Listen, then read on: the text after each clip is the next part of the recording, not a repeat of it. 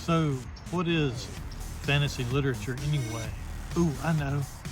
No. Well, maybe it's... No, that's not it either. What do you think? I don't know.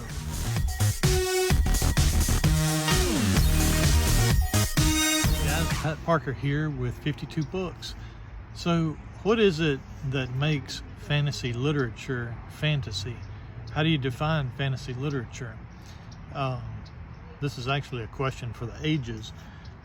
We sort of debated that when I was in college in science fiction class, because sometimes it's called science fiction, sometimes it's called fantasy, sometimes it's called speculative fiction.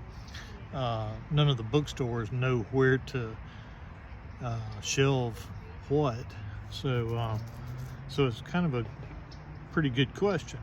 One article that I read said that a fantasy is any story that takes place in a world that is not our own Earth. That's not a very good definition, I don't think, because it's too broad. A lot of stories, maybe most stories, could take place in a world that's not our actual Earth. So another article that I read was some folks say that fantasy is any story with magic or supernatural creatures, and I think that's closer, but I think it's missing something or other, and I'm not sure quite what that something is. That's a better definition, but it's not quite right. My biggest example of my problem with that definition of fantasy is Ursula K. Le Guin's early 2000s trilogy, Gifts, Voices, and Powers, which I just finished reading. So I love Ursula K. Le Guin for the most part. She began writing within a decade of J.R.R. Tolkien publishing his genre-defining works of The Hobbit and The Lord of the Rings, and she's written more than 24 novels and over 100 books, and absolutely nothing that she has ever written could even remotely be called derivative of J.R.R. Tolkien. She is exquisitely original, and that's part of why I love her, because so much of fantasy literature is derivative of J.R.R. Tolkien, and hers is a fresh voice, even 70 years after she began writing. But back to Gifts, Voices, and Powers.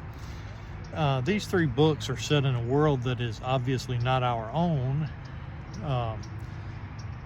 It is set on the western shore of some continental mass.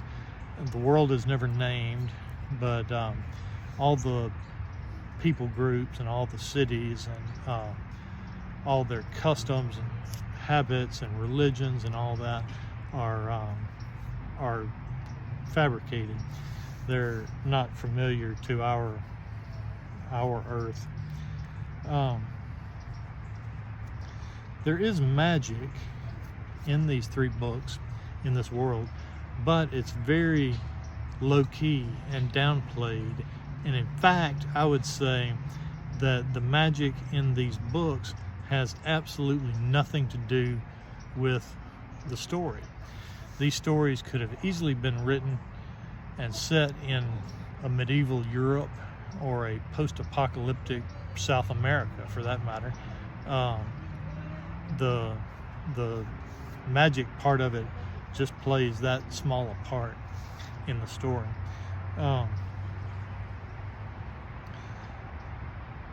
There are also no supernatural creatures in the books. No vampires, werewolves, elves, or dwarves, or anything. So either Gifts, Voices, and Powers is not fantasy, or our definition of fantasy literature is screwed up. I'm not sure which it is.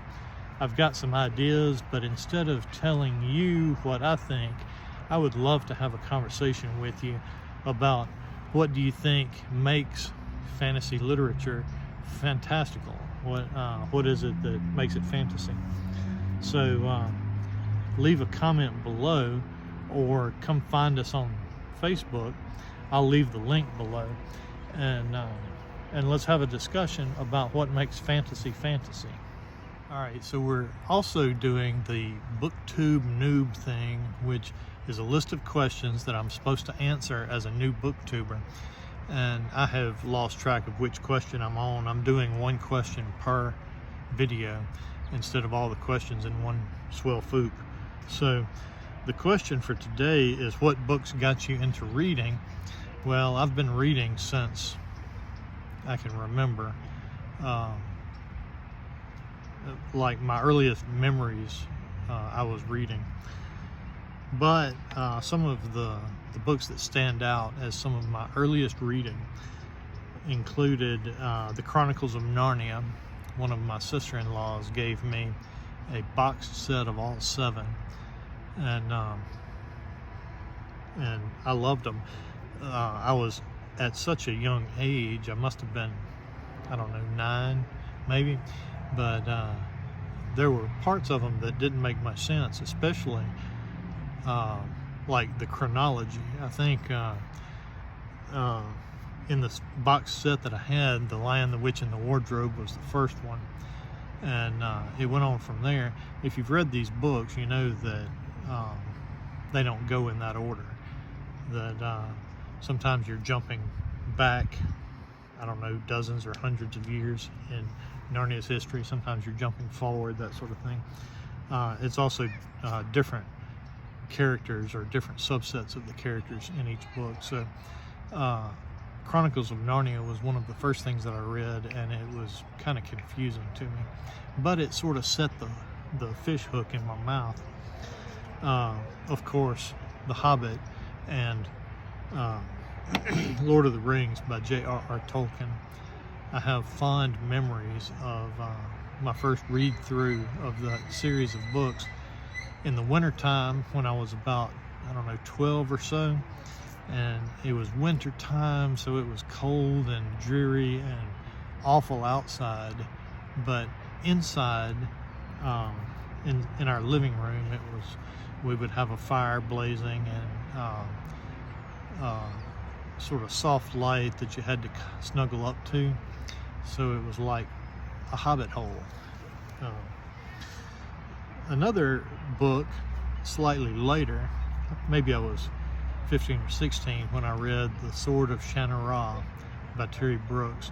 Now, I mentioned earlier that a lot of literature, a lot of fantasy literature is derivative of J.R. Tolkien, and this one is obviously, terribly, heinously derivative of J.R.R. Tolkien, at least the first book or so of it. The series has stretched on and on and on, and I think that the world diverged and changed from J.R.R. Tolkien's Middle Earth some, but it was very derivative. But even so, we had people that had read J.R.R. Tolkien just ate it up and couldn't get enough of it. So it made sense that it was derivative, because that's what people were eating up, is derivative works. And The Sword of Shannara was a good one, and they've made some video series about Shannara. It's terrible. Shannara has never been treated correctly, in my opinion. All right, guys, so don't forget to like and subscribe, because that's how YouTube figures out how to send more viewers my way. Tell somebody that you like this video channel and you like my discussions about books and such. Come see us on Facebook and let's have a discussion about what do you think fantasy literature is? What is it that makes it fantasy? All right, thank you, and I'll see you next time.